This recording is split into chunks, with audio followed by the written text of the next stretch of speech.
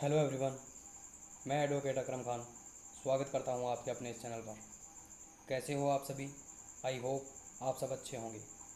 आज के इस वीडियो से हम स्टार्ट करने वाले हैं भारतीय संविधान के आर्टिकल्स। तो दोस्तों, इस वीडियो को ज़्यादा से ज़्यादा शेयर कीजिए, सब्सक्राइब कीजिए, लाइक कीजिए एंड कमेंट कीजिए। और दोस्तों, मैं आपको बता दूं कि मैं आपको वही कंटेंट प्रोवाइड करवाने वाला हूं जो एग्ज़ाम पॉइंट ऑफ व्यू की दृष्टि से बहुत ज़्यादा इंपॉर्टेंट है। ओके डियर, बिकॉज मैंने अभी तक 2018 रेलवे क्रैक किया है, 2018 एसएससी जीडी क्रैक और 2020 में दिल्ली पुलिस क्रैक किया है। तो दोस्तों, मैं आपको दिखा देता हूँ। ये रहा मेरा 2020 का दिल्ली पुलिस रिजल्ट।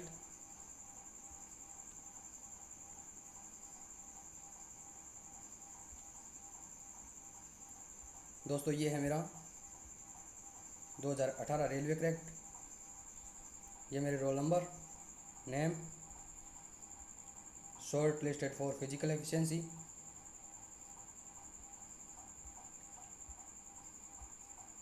ये physical qualify, railway institute ground Yamunanagar. Okay guys, so guys, मैं आपको वही कंटेंट प्रोवाइड करवाने वाला हूँ जो एग्ज़ाम पॉइंट ऑफ व्यू की दृष्टि से बहुत ज़्यादा इंपॉर्टेंट है। तो इस वीडियो को ज़्यादा से ज़्यादा शेयर कीजिए। तो चलिए दोस्तों, शुरू करते हैं। दोस्तों, बात करते हैं भारत के संविधान की।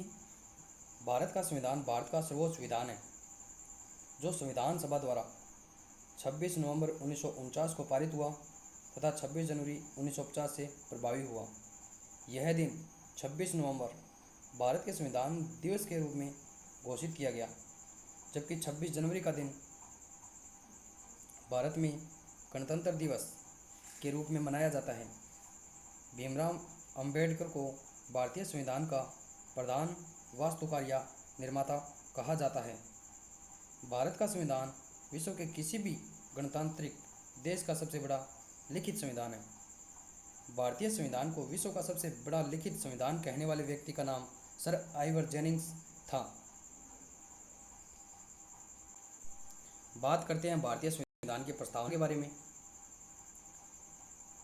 तो भारतीय संविधान की प्रस्तावना में हम भारत के लोग भारत को एक संपूर्ण प्रभुत्व संपन्न, समाजवादी, पंथनिरपेक्ष, लोकतंत्रात्मक गणराज्य बनाने के लिए तथा उसके समस्त नागरिकों को सामाजिक, आर्थिक और राजनीतिक न्याय, विचार, अभिव्यक्ति, विश्वास, धर्म और उपासना की स्वतंत्रता, प्रतिष्ठा और अवसर की समानता प्राप्त करने के लिए तथा उन सब में व्यक्ति की गरिमा और राष्ट्र की एकता और अखंडता सुनिश्चित करने वाली बंधुता बढ़ाने के लिए दृढ़ संकल्प होकर इस संविधान सभा में आज तारीख 26 नवंबर 1949 ईस्वी मिति मार्ग शीर्ष शुक्ल सप्तमी संवत 2006 विक्रमी को एतद द्वारा इस संविधान को अंगीकृत, अधिनियमित और आत्मर्पित करते हैं। संविधान की प्रस्तावना 13 दिसंबर 1946 को जवाहरलाल नेहरू द्वारा संविधान सभा में प्रस्तुत की गई प्रस्तावना को आमुख भी कहते हैं। के.एम. मुंशी ने प्रस्तावना को राजनीतिक कुंडली का नाम दिया। 42वें संविधान संशोधन 1976 द्वारा भारतीय संविधान की प्रस्तावना में 3 शब्द समाजवाद, पंथनिरपेक्ष व अखंडता शब्द जोड़े गए थे, जो मूल संविधान में प्रस्तावना में 85 वर्ड्स थे, जो 42वें संविधान संशोधन के बाद 88 शब्द हो गए थे। ये तीनों शब्द भारतीय संविधान की प्रस्तावना के 6ठे पैराग्राफ में जोड़े गए थे। ओके डियर, भारतीय संविधान की संरचना। यह वर्तमान समय में भारतीय संविधान के निम्नलिखित भाग हैं, जिसमें एक उद्देशिका, 470 अनुच्छेदों से युक्त 25 भाग, जिसमें 12 अनुसूचियाँ, 5 अनुलग्नक और 104 संशोधन हो चुके हैं। अब तक 124वां संशोधन विधेयक संसद में लाए गए हैं, जिनमें से 103 संविधान संशोधन विधेयक पारित होकर संविधान संशोधन अधिनियम का रूप ले सके हैं।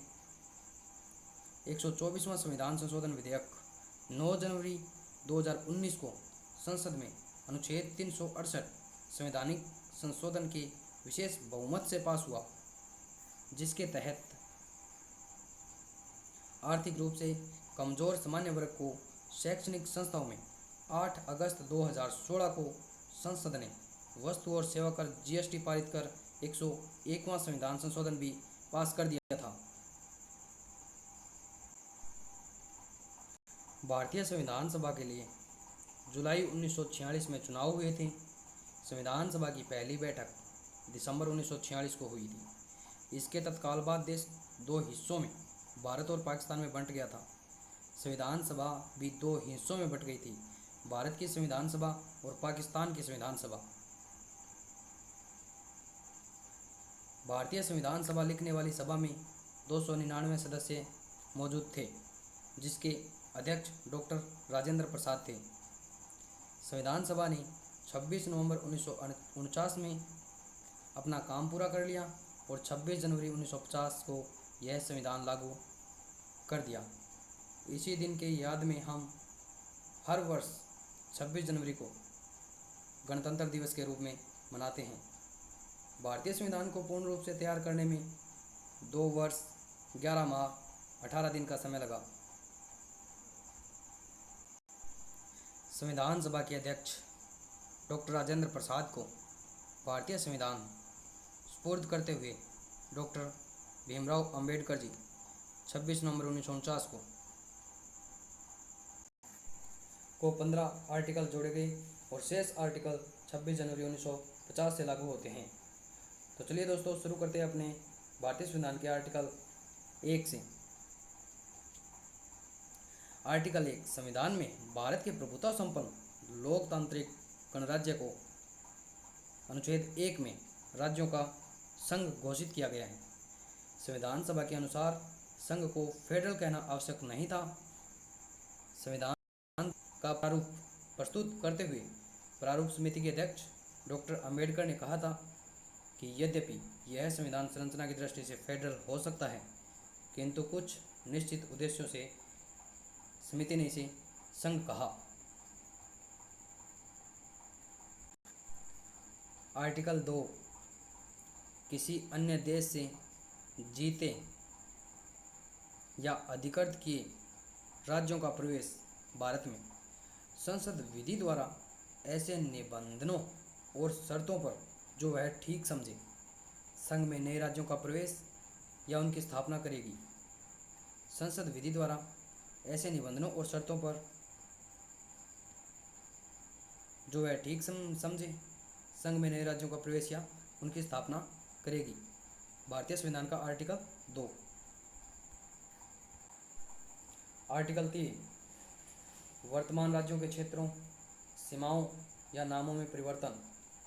संसद विधि द्वारा किसी राज्य में उसका राज्य क्षेत्र अलग करके अथवा 2 या अधिक राज्यों के भागों को मिलाकर अथवा किसी राज्य क्षेत्र को किसी राज्य के भाग के साथ मिलाकर नए राज्य का निर्माण कर सकेगी। किसी राज्य का क्षेत्र बढ़ा सकेगी, किसी राज्य का क्षेत्र घटा भी सकेगी। किसी राज्य की सीमाओं में परिवर्तन, किसी राज्य के नामों में परिवर्तन, यह सब भारतीय संविधान के आर्टिकल 3 में उल्लेखित है। भारतीय संविधान के आर्टिकल 4 में पहली अनुसूची और चौथी अनुसूचियों में संशोधन तथा प्रमाणिक विषयों का उपबंध करने के लिए अनुच्छेद 2 और 3 के अधीन बनाई गई विधियों का उल्लेख भारतीय संविधान के आर्टिकल 4 में है।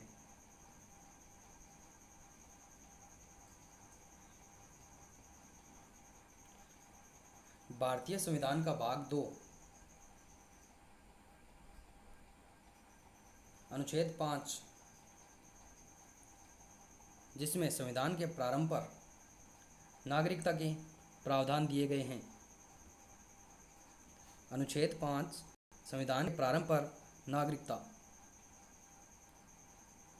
भारतीय संविधान का अनुच्छेद 6, यदि कोई व्यक्ति पाकिस्तान से भारत को प्रव्रजन करने वाले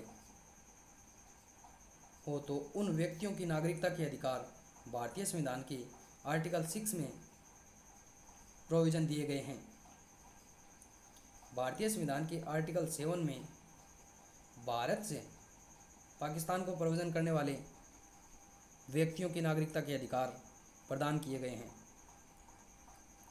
भारतीय संविधान के आर्टिकल 8 में भारत के बाहर रहने वाले भारतीय उद्धव के कुछ व्यक्तियों की नागरिकता के अधिकार, यानी कि भारतीय संविधान के आर्टिकल 8 में उन व्यक्तियों का उल्लेख किया गया है जो भारत के बाहर रहते हैं और वहाँ की कोई नागरिकता लेना चाहते हैं।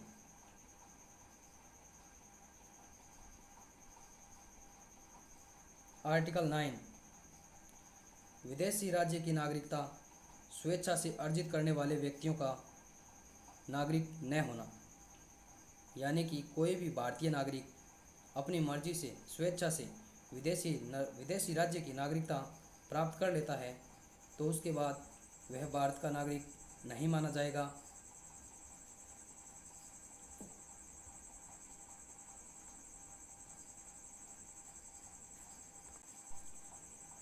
आर्टिकल 10 नागरिकता के अधिकारों का बना रहना भारतीय संविधान के आर्टिकल 10 में उल्लेखित है।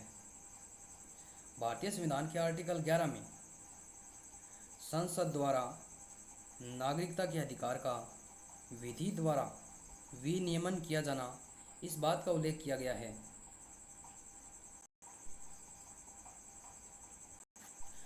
भारतीय संविधान के भाग 3 में मूल अधिकार प्रदान किए गए हैं जो आर्टिकल 12 से 35 तक दिए गए हैं। भारतीय संविधान के आर्टिकल 12 में राज्य शब्द की परिभाषा दी गई है। राज्य संघ सरकार या राज्य सरकार, स्थानीय प्राधिकारी या अन्य प्राधिकारी, इनके द्वारा मूल अधिकार प्रदत्त किए जाते हैं तो इन्हीं के द्वारा मूल अधिकारों का हरण भी किया जा सकता है। राज्य में वे सभी सम्मिलित हैं जो भारत या राज्य की सरकार होंगी। राज्य वे नहीं होंगे जो निजी किसी भी प्रकार की संस्था हो, कंपनी हो, for example BCCI, private college, private universities, NCERT, Waqf board आदि। यदि न्यायालय का मुख्य न्यायाधीश अधिकारों का उल्लंघन करता हो तो वहाँ कार्रवाई की जा सकती है, क्योंकि वे राज्य में शामिल होते हैं। भारतीय संविधान का अनुच्छेद 13 मूल अधिकारों से असंगत या उनका अल्पीकरण करने वाली विधियों का उल्लेख भारतीय संविधान का आर्टिकल 13 करता है। अनुच्छेद 14 में विधि के समक्ष समता। भारतीय संविधान के अनुच्छेद 14 में विधि के समक्ष समता जो ब्रिटेन से ली गई है, जो कि नकारात्मक है,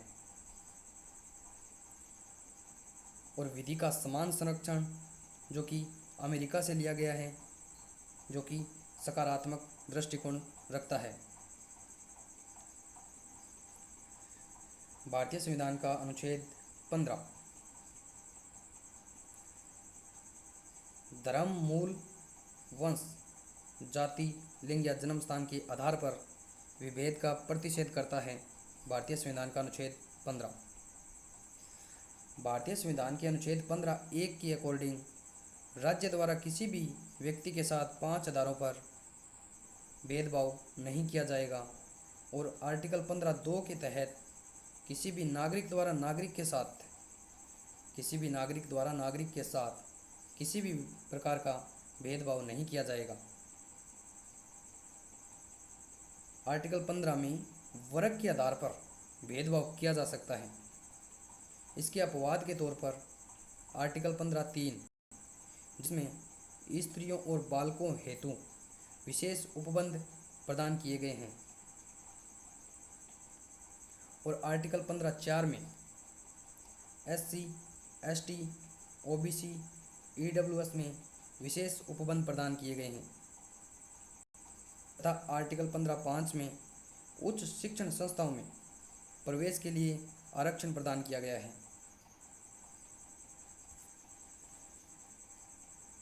भारतीय संविधान का अनुच्छेद 16, जिसमें लोक नियोजन और अवसर की समानता प्रदान की गई है, आर्टिकल 16(1) के अकॉर्डिंग अवसर की समानता। आर्टिकल 16(2) में राज्य 7 आधारों पर किसी भी व्यक्ति को वंचित नहीं करेगा, जिसमें धर्म, जाति, उद्भव, मूल, वंश, निवास आदि के आधार पर वंचित नहीं किया जा सकता। आर्टिकल 16(3) में निवास की अहर्ता के प्रावधान है, और भारतीय संविधान के आर्टिकल 16(4) में पिछड़े वर्गों को आरक्षण।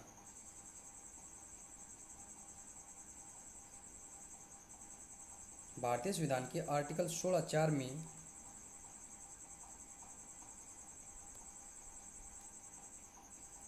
पिछड़े वर्गों को आरक्षण प्रदान किया गया है, और इसी के अंतर्गत पिछड़े वर्गों को पहचान करने के लिए भारत सरकार द्वारा 2 आयोग बनाए गए। प्रथम काका काकेलकर आयोग, जिसका गठन 1953 में होता है, जिसके अध्यक्ष काका काकेलकर थे। उसके बाद दूसरा आयोग मंडल आयोग 1978 में गठित होता है, जिसने OBC को 27% आरक्षण प्रदान किया। आर्टिकल 16(5) में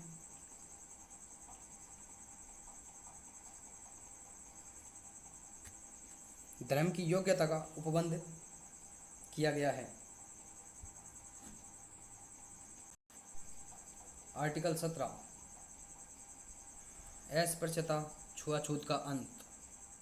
आर्टिकल 17 राज्य व व्यक्ति दोनों के खिलाफ है, जिसमें अस्पृश्यता व छुआछूत का अंत होता है। आर्टिकल 18 में उपाधियों का अंत किया गया है, जिसमें शिक्षा व सेना को छोड़कर। इसमें एक केस है बालाजी राघवन वर्सेस भारत संघ का, जिसमें आर्टिकल 18 की जांच की मांग की गई थी, जिसमें भारत रत्न, पद्म विभूषण, पद्मश्री को उपाधियां नहीं माना गया है, जबकि पद्म भूषण को उपाधि के तौर पर माना गया है। आर्टिकल 19 वाक स्वातंत्र्य आदि विषय कुछ अधिकारों का संरक्षण। आर्टिकल 19 के मूल संविधान में 7 प्रकार की स्वतंत्रता प्रदान की गई थी, जो वर्तमान में 6 प्रकार की स्वतंत्रता प्रदान करता है। आर्टिकल 19(a) में वाक एवं अभिव्यक्ति की स्वतंत्रता। 19(a) में वाक एवं अभिव्यक्ति की स्वतंत्रता प्रदान की गई है। आर्टिकल 19(b) में बिना हथियार सभा सम्मेलन करने की स्वतंत्रता प्रदान की गई है, तथा आर्टिकल 19(c) में संगम, संघ और समितियां गठित करने का अधिकार प्रदान किया गया है। आर्टिकल 19(d) में किसी भी भारतीय व्यक्ति को भ्रमण करने की पूर्णतः स्वतंत्रता प्रदान की गई है। आर्टिकल 19(e) में भारतीय नागरिक को भारत में कहीं भी निवास करने की पूर्णतः स्वतंत्रता प्रदान की गई है, और भारतीय संविधान का आर्टिकल 19(f) जो मूल संविधान में शामिल था तथा वर्तमान में यह हटाकर आर्टिकल 300A में जोड़ दिया गया है। आर्टिकल 19 ऑफ 44वें संविधान संशोधन 1978 द्वारा हटाया गया तथा के अनुच्छेद 300A में जोड़ा गया, जो संपत्ति का अधिकार है तथा वर्तमान में यह विधिक अधिकार बना दिया गया है। आर्टिकल 19G में काम करने की स्वतंत्रता, यानी कि भारत का व्यक्ति भारत में कहीं भी अपना व्यापार या कारोबार कर आजीविका कमा सकता है। और दोस्तों, राष्ट्रीय आपातकाल की घोषणा होने पर सर्वप्रथम आर्टिकल 19A सबसे पहले निलंबित होता है। भारतीय संविधान का अनुच्छेद 20 अपराधों के लिए दोष सिद्धि के संबंध में संरक्षण प्रदान करता है, यानी कि कार्योत्तर विधियों से संरक्षण का अधिकार। अर्थात आज की तारीख में कानून क्या है उसी के अनुसार, अर्थात अपराध करते या जिस टाइम FIR हो उस टाइम जो कानून होता है उसी के अकॉर्डिंग दंड दिया जाएगा। उसके पहले या बाद का जो कानून होगा वो लागू नहीं हो सकता है। अनुच्छेद 20 के तहत दोहरे दंड से संरक्षण का अधिकार प्रदान किया गया है, यानी कि एक अपराध के लिए एक बार सजा। और भारतीय संविधान के अनुच्छेद 20 के तहत ही आत्म अभिशासन को संरक्षण प्रदान किया गया है, यानी कि स्वयं के विरुद्ध किसी भी व्यक्ति को सबूत या गवाही देने के लिए बाध्य नहीं किया जाएगा। भारतीय संविधान का अनुच्छेद 21 प्राण और दैहिक स्वतंत्रता का अधिकार।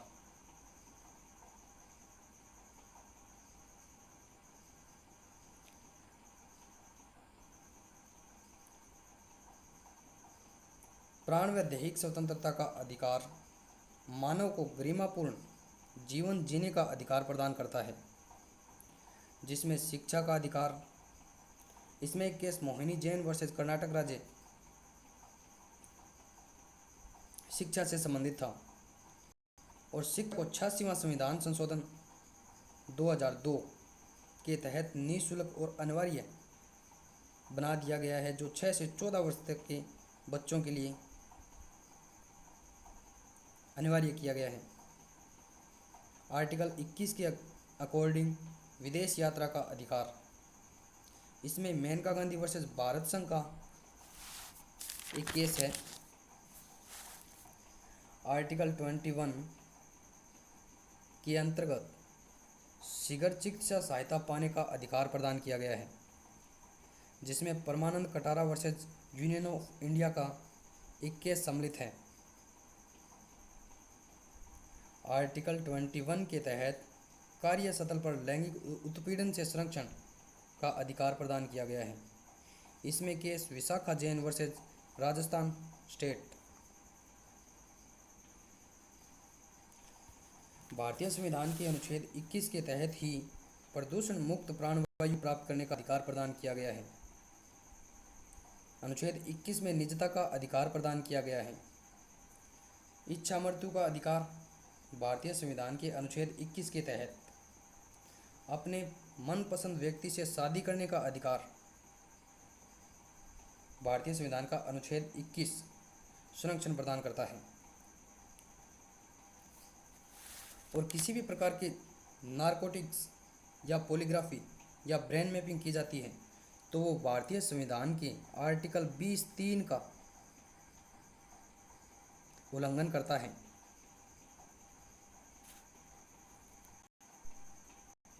भारतीय संविधान का अनुच्छेद 22 कुछ दशाओं में गिरफ्तारी और निरोध से संरक्षण।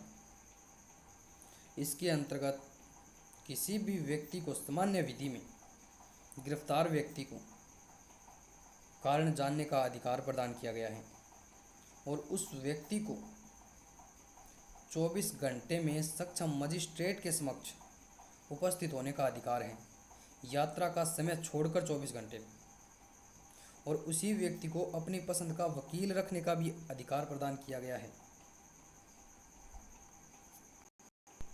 अनुच्छेद 23। भारतीय संविधान का अनुच्छेद 23 मानव के दुर्व्यवहार और बलात्श्रम का प्रतिषेध करता है, जो कि व्यक्ति विशेष के लिए है।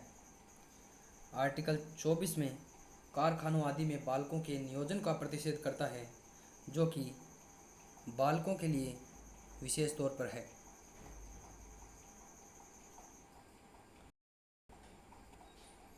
भारतीय संविधान का अनुच्छेद 25 अंतःकरण, मन और आत्मा, यानी कि मैं धर्म को मानता हूँ, धर्म को नहीं मानता हूँ, धर्म परिवर्तन करने, धर्म का प्रचार प्रसार करने आदि का स्वतंत्रता प्रदान करता है।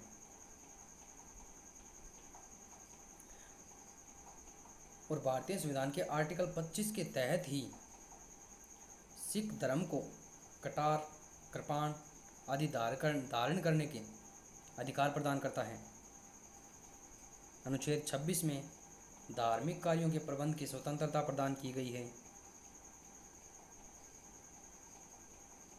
अनुच्छेद 27 में किसी विशिष्ट धर्म की अभिवृद्धि के लिए करों के संदाय के बारे में स्वतंत्रता, यानी कि धार्मिक संस्थाएं कर से मुक्त होगी, लेकिन धार्मिक संस्थाओं पर जो भी शुल्क लगने वाला है वो शुल्क उनको देना पड़ेगा।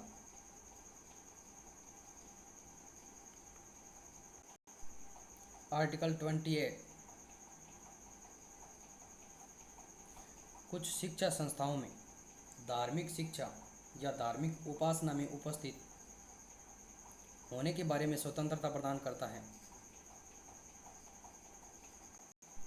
भारतीय संविधान का अनुच्छेद 29, जो कि अल्पसंख्यक वर्गों के हितों को संरक्षण प्रदान करता है।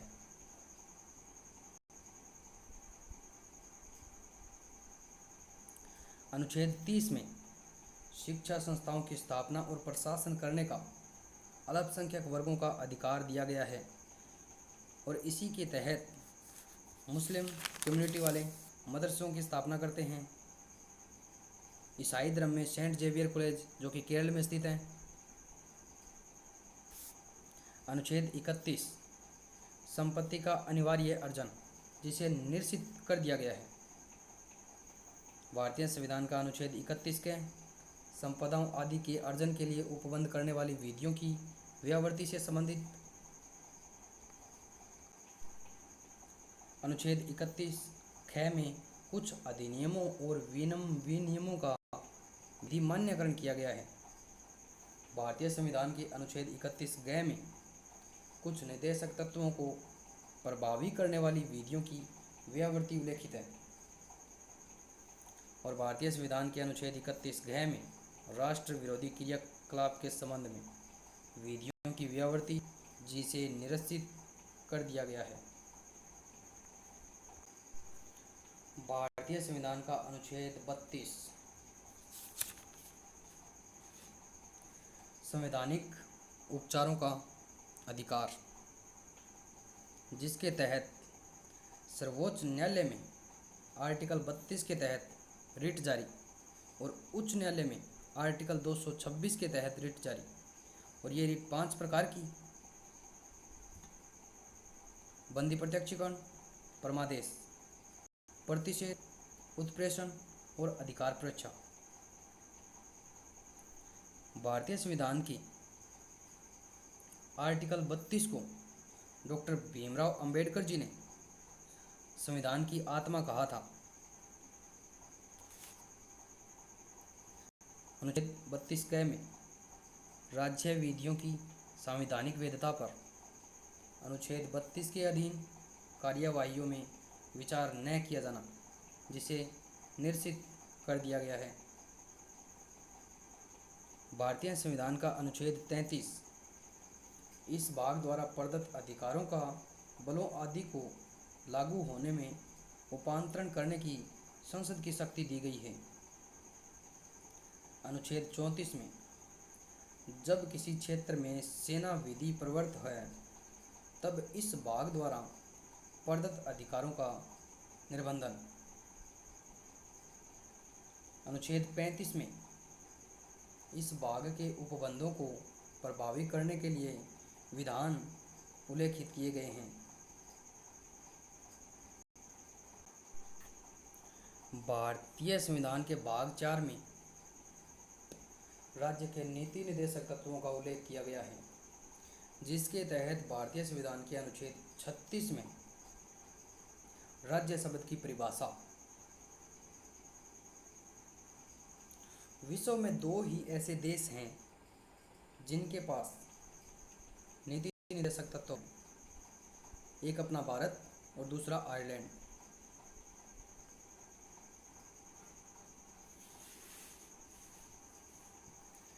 अनुच्छेद 37 में नीति निर्देशक तत्वों की विशेषताएं दी गई हैं जो कि न्यायालय द्वारा परिवर्तनीय नहीं है, यानी कि नीति निर्देशक तत्वों को न्यायालय द्वारा लागू नहीं किया जा सकता और नीति निर्देशक तत्व वाद योग्य भी नहीं है। राज्य के नीति निर्देशक तत्व राज्य के कर्तव्य माने गए हैं। भारतीय संविधान के अनुच्छेद 38 में राज्य सरकार लोक कल्याण के कार्य करने का प्रयास करेगा तथा आय की असमानता को कम करने का प्रयास राज्य सरकार करेगी। भारतीय संविधान के अनुच्छेद 39 में राज्य द्वारा अनुसरणीय कुछ नीति तत्व दिए गए हैं, जिसके अंतर्गत अनुच्छेद 39A में राज्य सरकार द्वारा आजीविका के साधन उपलब्ध करवाए जाएंगे। 39B के अंतर्गत भौतिक संसाधनों का स्वामित्व व नियंत्रण अपने अंडर में राज्य सरकार रखेगी और राज्य सरकार का यह कर्तव्य होगा आर्टिकल 39C के तहत कि वह संपत्ति का केंद्रीकरण न होने दे और 39D में राज्य सरकार का यह कर्तव्य होगा कि समान कार्य के लिए समान वेतन प्रदान करें। आर्टिकल 39E में राज्य सरकार का यह कर्तव्य निर्धारित किया गया है कि श्रमिकों की स्वास्थ्य शक्ति का ध्यान रखा जाए। भारतीय संविधान के आर्टिकल 39F में बालकों को भौतिक और नैतिक परित्याग से संरक्षण प्रदान करता है और भारतीय संविधान के अनुच्छेद 39K में समान न्याय और निःशुल्क विधिक सहायता प्रदान की गई है, जो कि राज्य सरकार द्वारा दी जाएगी। भारतीय संविधान का अनुच्छेद 40, जिसके अंतर्गत ग्राम पंचायतों का संगठन होता है, इनकी शुरुआत बलवंत राय मेहता समिति की सिफारिश पर 2 अक्टूबर 1959 को बगदरी गांव, मेड़ता, नागौर, राजस्थान से जवाहरलाल नेहरू ने पंचायती राज व्यवस्था का शुभारंभ किया, लेकिन इनको संविधान में जगह अर्थात संवैधानिक दर्जा 73वें संविधान संशोधन 1991 में नरसिम्हा राव PM के समय दिया गया था। अनुच्छेद 41 कुछ दशाओं में काम, शिक्षा और लोक सहायता पाने का अधिकार, यानी कि काम, शिक्षा और लोक सहायता उपलब्ध करवाने के प्रयास राज्य सरकार द्वारा किए जाएंगे। भारतीय संविधान के अनुच्छेद 42 के तहत काम के लिए न्याय संगत दशाएं उपलब्ध करवाना। अनुच्छेद 43 में काम करने के बाद श्रमिकों को मजदूरी उपलब्ध करवाने का प्रयास कौन करेगा? राज्य करेगा, यानी कि कर्मकारों के लिए निर्वाह मजदूरी आदि। आर्टिकल 43K में उद्योगों के प्रबंध में कर्मकारों का भाग लेना। भारतीय संविधान के अनुच्छेद 43A में उद्योगों के प्रबंध में कर्मचारियों की भागीदारी को सुनिश्चित करना। भारतीय संविधान का article 43A PM Indira Gandhi द्वारा 42वें संविधान संशोधन 1976 द्वारा जुड़वाया गया था। और आर्टिकल 43B यानी 43 ख सहकारी सोसाइटियों का संवर्धन करता है, जो कि आर्टिकल 43B प्रधानमंत्री मनमोहन सिंह के समय 97वें संविधान संशोधन द्वारा 2011 में जोड़ा गया था। भारतीय संविधान का अनुच्छेद 44 नागरिकों के लिए एक समान सिविल संहिता प्रदान करता है। एक समान सिविल संहिता या नागरिक संहिता अर्थात एक देश एक कानून, सभी धर्मों के लिए समान कानून लागू करने वाला भारत का एकमात्र राज्य गोवा।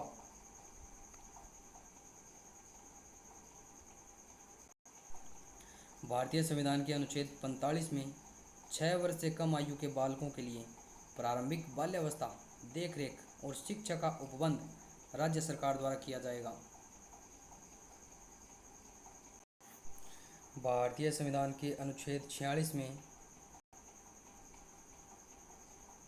अनुसूचित जातियों, अनुसूचित जनजातियां और अन्य दुर्बल वर्गों के शिक्षा और अर्थ संबंधी हितों की अभिवृद्धि, जो कि राज्य सरकार द्वारा किसी भी प्रकार की योजनाओं को लागू करके की जाएगी। अनुच्छेद 47 जीवन को उन्नत तथा पोषण स्तर को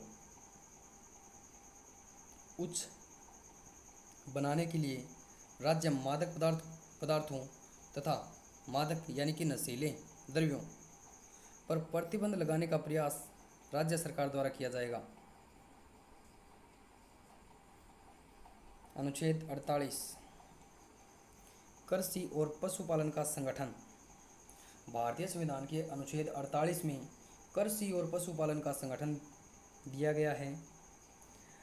अनुच्छेद 48 क में पर्यावरण का संरक्षण तथा संवर्धन और वन तथा वन्य जीवों की रक्षा के प्रावधान प्रदान किए गए हैं।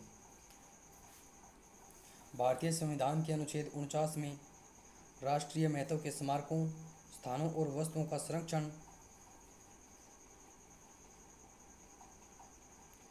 अनुच्छेद 50 जिसके तहत कार्यपालिका से न्यायपालिका का पृथक्करण होता है। भारतीय संविधान के अनुच्छेद 51 में अंतर्राष्ट्रीय शांति और सुरक्षा की अभिवृद्धि का संरक्षण दिया गया है, जो कि जिसमें अंतर्राष्ट्रीय संबंधों के सिद्धांत दिए गए हैं, भारत की विदेश नीतियां दी गई हैं, अंतर्राष्ट्रीय शांति व सुरक्षा को बढ़ावा देना, विभिन्न राष्ट्रों के मध्य मैत्रीपूर्ण संबंधों को बढ़ावा देना, अंतर्राष्ट्रीय कानून संधि तथा समझौते के प्रति आदर भाव रखना, अंतर्राष्ट्रीय विवादों का समाधान मध्यस्थता द्वारा करना आदि का उल्लेख भारतीय संविधान के आर्टिकल 51 में किया गया है, जो एक बहुत महत्वपूर्ण आर्टिकल है। और भारतीय संविधान का आर्टिकल 51 के जिसके अंतर्गत भारतीय संविधान के मौलिक कर्तव्य दिए गए हैं। भारतीय संविधान में मूल कर्तव्य रूस के संविधान से लिए गए हैं। भारतीय संविधान में कोई भी मूल कर्तव्य नहीं था, जो कि वर्तमान में 11 मूल कर्तव्य हैं। 10 मूल कर्तव्य सरदार सवर्ण सिंह समिति की सिफारिश पर 42वें संविधान संशोधन 1976 द्वारा जोड़े गए और एक मौलिक कर्तव्य 86वां संविधान संशोधन 2002 द्वारा जोड़ा गया था, जो कि शिक्षा का अधिकार था। जापान और भारत को छोड़कर किसी भी प्रजातांत्रिक देश में मौलिक कर्तव्यों का विशेष स्थान नहीं दिया गया है। भारत के पास वर्तमान में मूल 11 कर्तव्य हैं।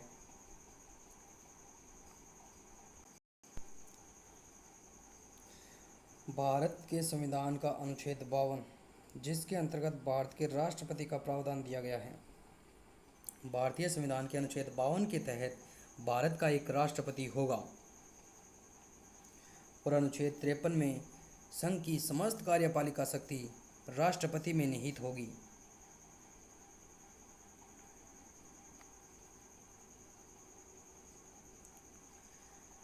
भारत के संविधान के अनुच्छेद 54 के तहत राष्ट्रपति का निर्वाचन होगा।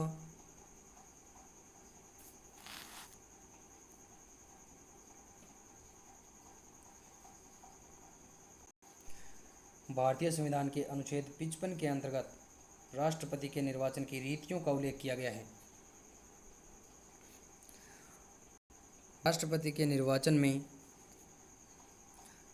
लोकसभा सदस्य, राज्यसभा सदस्य, विधानसभा सदस्य, जो कि केवल निर्वाचित सदस्य भाग लेते हैं,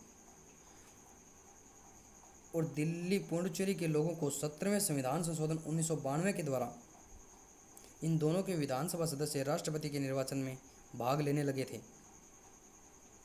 राष्ट्रपति की निर्वाचन प्रणाली आर्टिकल 55 में दी गई है, जो कि अनुपातिक प्रतिनिधित्व जो कि जनसंख्या के आधार पर होता है तथा एकल संक्रमणीय मत पद्धति द्वारा होता है, जिसके अंतर्गत 3 प्रकार की चॉइसें होगी: फर्स्ट चॉइस, सेकंड चॉइस और थर्ड चॉइस, जिसमें 50% प्लस 1 वोट मिलेगा वही विजेता हो जाएगा। और सेकंड चॉइस से एकमात्र राष्ट्रपति बनने वाले वीवी गिरी थे। उस समय 1969 में प्रधानमंत्री इंदिरा गांधी थी, लोकसभा अध्यक्ष नीलम संजीव रेड्डी थे तथा राष्ट्रपति जाकिर हुसैन थे और मुख्य न्यायाधीश मोहम्मद हिदायतुल्लाह थे। भारत के राष्ट्रपति का निर्वाचन गुप्त मतदान के द्वारा होता है तथा अप्रत्यक्ष और परोक्ष रूप से करवाया जाता है। भारत के संविधान के अनुच्छेद 56 में राष्ट्रपति की पदावधि का उल्लेख किया गया है, जो कि पद ग्रहण की तारीख से 5 वर्ष होता है। भारत के संविधान के अनुच्छेद 57 में राष्ट्रपति के पुनर्निर्वाचन के लिए पात्रता, जो कि मूल संविधान में कहीं भी किसी भी प्रकार की कोई भी प्रावधान उल्लेखित नहीं है, और डॉक्टर राजेंद्र प्रसाद 2 बार राष्ट्रपति बने थे, उसी के आधार पर इसको 2 बार पात्रता प्रदान की गई है। अनुच्छेद 58 में राष्ट्रपति निर्वाचित होने के लिए योग्यताएं प्रदान की गई हैं, जिसमें राष्ट्रपति के लिए न्यूनतम आयु 35 वर्ष हो, भारत के नागरिक हों, लोकसभा का सदस्य निर्वाचित होने की योग्यता रखते हों। अनुच्छेद 59 राष्ट्रपति पद के लिए शर्तों का प्रावधान, जिसमें 50 प्रस्तावक होंगे, 50 अनुमोदक होंगे, दोनों सांसद हो। राष्ट्रपति चुनाव में 15,000 रुपये जमानत राशि के रूप में जमा करवानी पड़ती है, जो कि आरबीआई बैंक में जमा होती है। और राष्ट्रपति उम्मीदवार नामांकन पत्र अपना महासचिव, लोकसभा महासचिव के पास जमा करवाते हैं, और राष्ट्रपति उम्मीदवार चुनाव प्रचार 14 दिन की अवधि तक करते हैं। विजेता बनने के लिए फर्स्ट चॉइस यानी कि 50% प्लस 1 वोट चाहिए होता है। राष्ट्रपति उम्मीदवारों को मतदान का 1/6 मत मिलने पर जमानत राशि मिल जाती है, नहीं तो जमानत राशि जब्त कर ली जाती है। भारतीय संविधान के अनुच्छेद 60 में राष्ट्रपति द्वारा शपथ या प्रतिज्ञान का उल्लेख किया गया है। भारत के राष्ट्रपति को भारत के चीफ जस्टिस ऑफ द्वारा शपथ दिलाई जाती है। अनुच्छेद 61 में राष्ट्रपति पर महाभियोग चलाने की प्रक्रिया का प्रावधान किया गया है। भारतीय संविधान का अनुच्छेद 61 राष्ट्रपति को हटाने हेतु संविधान का उल्लंघन या अतिक्रमण करने पर महाभियोग की प्रक्रिया संसद के किसी भी सदन में शुरू की जा सकती है।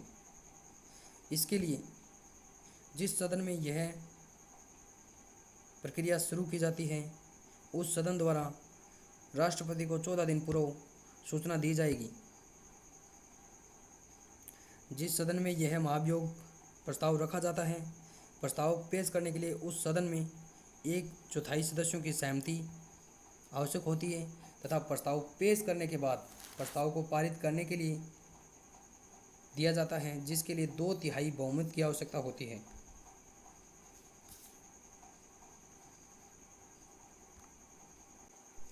अनुच्छेद 62 राष्ट्रपति के पद में रिक्ति को भरने के लिए निर्वाचन करने का समय और आकस्मिक रिक्ति को भरने के लिए निर्वाचित व्यक्ति की पदावधि का उल्लेख भारतीय संविधान के अनुच्छेद 62 में किया गया है। भारतीय संविधान के अनुच्छेद 63 के तहत भारत का एक उपराष्ट्रपति होगा जो कि राज्यसभा का सभापति होता है।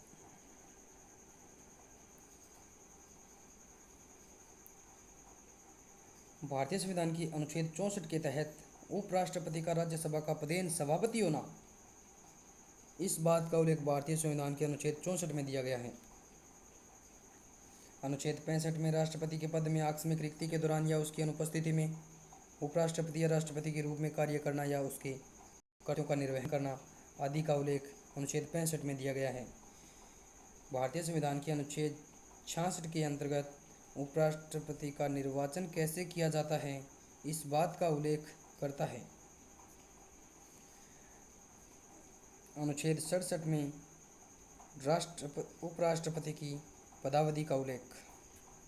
उपराष्ट्रपति की पदावधि भी 5 वर्ष होती है तथा राज्यसभा के सदस्यों की अवधि 6 वर्ष होती है।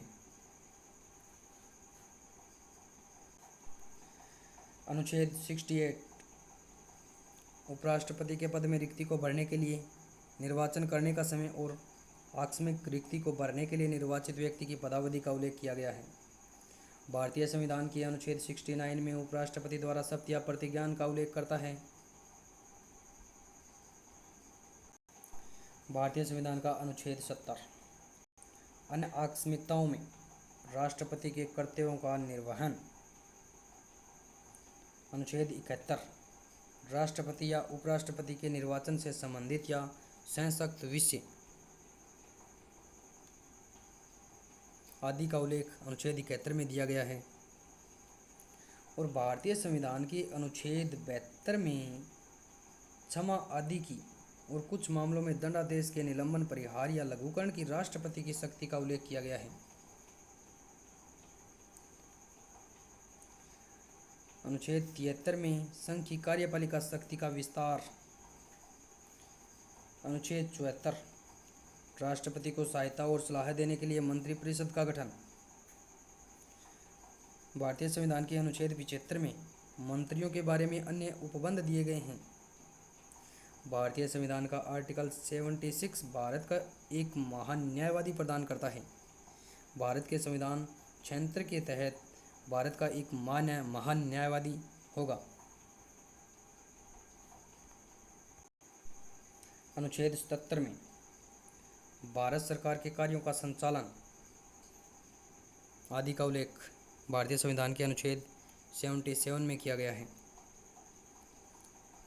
अनुच्छेद 78 में राष्ट्रपति को जानकारी देने आदि के संबंध में प्रधानमंत्री के कर्तव्यों का उल्लेख किया गया है। भारतीय संविधान का अनुच्छेद 79 संसद का गठन। संसद का गठन राष्ट्रपति, लोकसभा और राज्यसभा से मिलकर होता है। भारतीय संविधान के अनुच्छेद 80 में राज्यसभा की संरचना दी गई है। राज्यसभा जो कि उच्च सदन है तथा स्थायी सदन है, जिसे वरिष्ठ सदन कहा गया है तथा द्वितीय सदन भी कहा गया है, जिसे कभी भंग नहीं किया जा सकता है, न ही कभी समाप्त किया जा सकता है, जो कि एक निश्चित तौर पर स्थायी सदन है।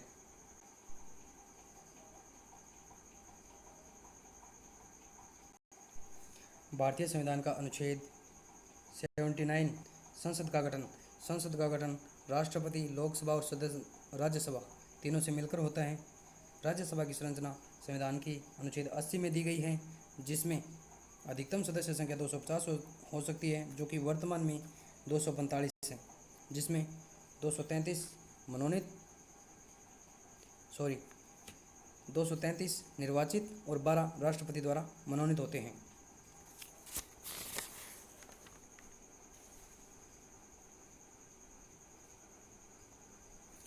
और जिनमें 233 में 229 राज्यों से आते हैं तथा 4 केंद्र शासित प्रदेश, 3 पांडिचेरी और 1 चंडीगढ़ से आते हैं। राज्यसभा में 12 सदस्यों का मनोनयन राष्ट्रपति द्वारा भारतीय संविधान के आर्टिकल 84 के तहत किया जाता है। भारतीय संविधान के अनुच्छेद 81 में लोकसभा की संरचना, अनुच्छेद 82 में प्रत्येक जनगणना के पश्चात पुनः समायोजन,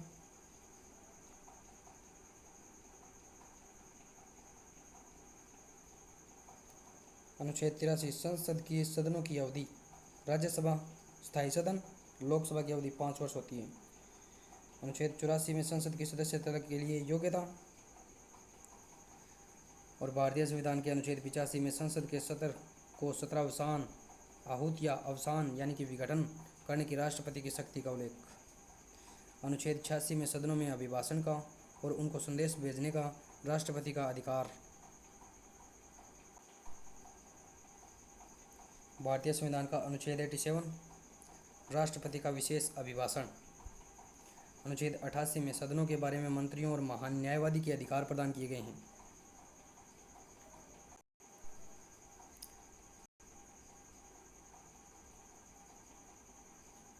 भारतीय संविधान का आर्टिकल 89 जिसमें राज्यसभा का सभापति और उपसभापति का उल्लेख किया गया है।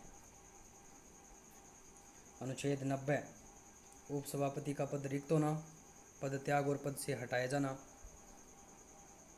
अनुच्छेद 91 में सभापति के पद के कर्तव्य का पालन करने या सभापति के रूप में कार्य करने की उपसभापति या अन्य व्यक्ति की शक्ति का उल्लेख किया गया है। भारतीय संविधान के अनुच्छेद 92 में जब सभापति या उपसभापति को पद से हटाने का कोई संकल्प विचाराधीन हो तब उसका पीठासीन न होना इस बात का उल्लेख करता है। भारतीय संविधान का अनुच्छेद 93 लोकसभा अध्यक्ष और उपाध्यक्ष का उल्लेख करता है।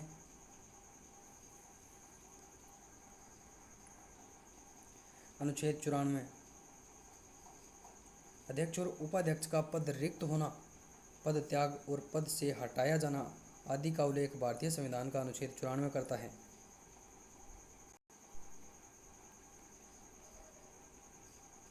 अनुच्छेद 95 अध्यक्ष के पद के कर्तव्यों का पालन करने या अध्यक्ष के रूप में कार्य करने की उपाध्यक्ष या अन्य व्यक्ति की शक्ति का उल्लेख किया गया है।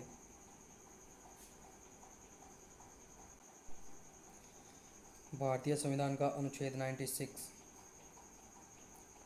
जब अध्यक्ष या उपाध्यक्ष को पद से हटाने का कोई संकल्प विचाराधीन हो तब उसका पीठासीन न होना।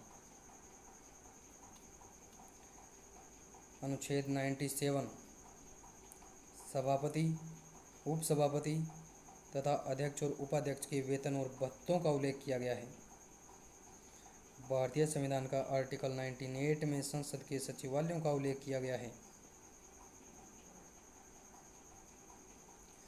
अनुच्छेद 99 में सदस्यों द्वारा शपथ या प्रतिज्ञान का उल्लेख किया गया है। भारतीय संविधान के आर्टिकल 100 में सदनों में मतदान, रिक्तियों के होते हुए भी सदनों की कार्य करने की शक्ति और गणपूर्ति का उल्लेख करता है।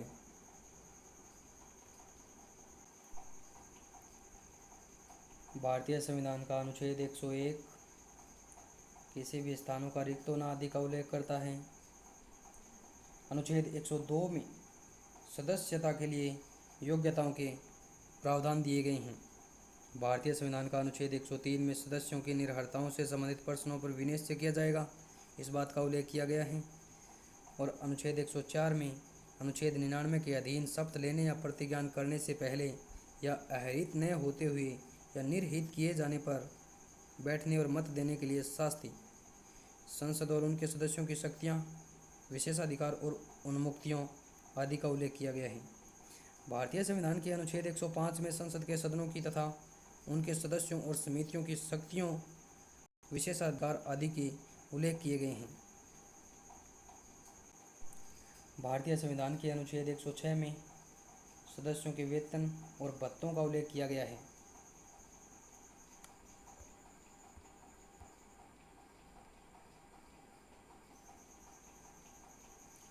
अनुच्छेद 107 में विधेयकों के पुनः स्थापन और पारित किए जाने के संबंध में उपबंध।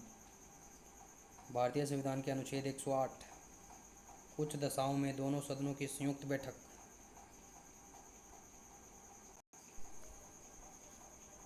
भारतीय संविधान के अनुच्छेद 108 में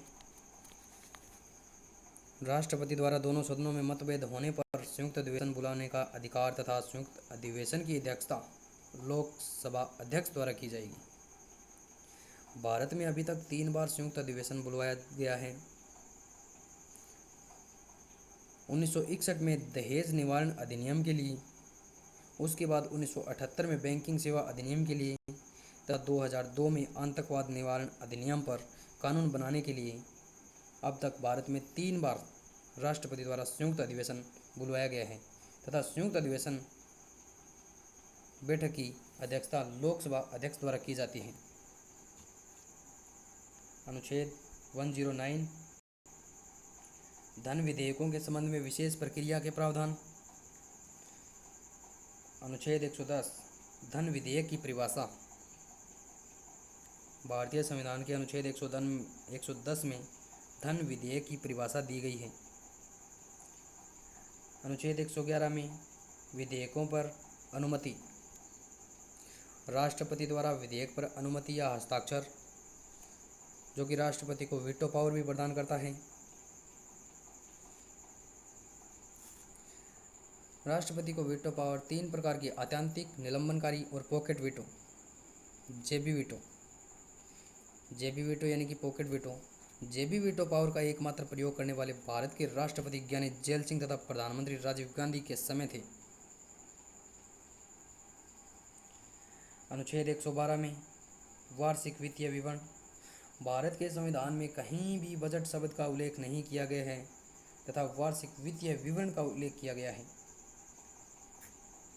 अनुच्छेद 113 में संसद में प्राक्कलनों के संबंध में प्रक्रिया और भारतीय संविधान के अनुच्छेद 114 में विनियोग विधेयक आदि का उल्लेख किया गया है। तो दोस्तों, आज के लिए इतना ही। मिलते हैं नेक्स्ट वीडियो में। मेरा ये वीडियो कैसा लगा प्लीज़ कमेंट कर ज़रूर बताना, और आपको अच्छा लगे तो लाइक, शेयर एंड सब्सक्राइब ज़रूर कीजिए। Okay dear.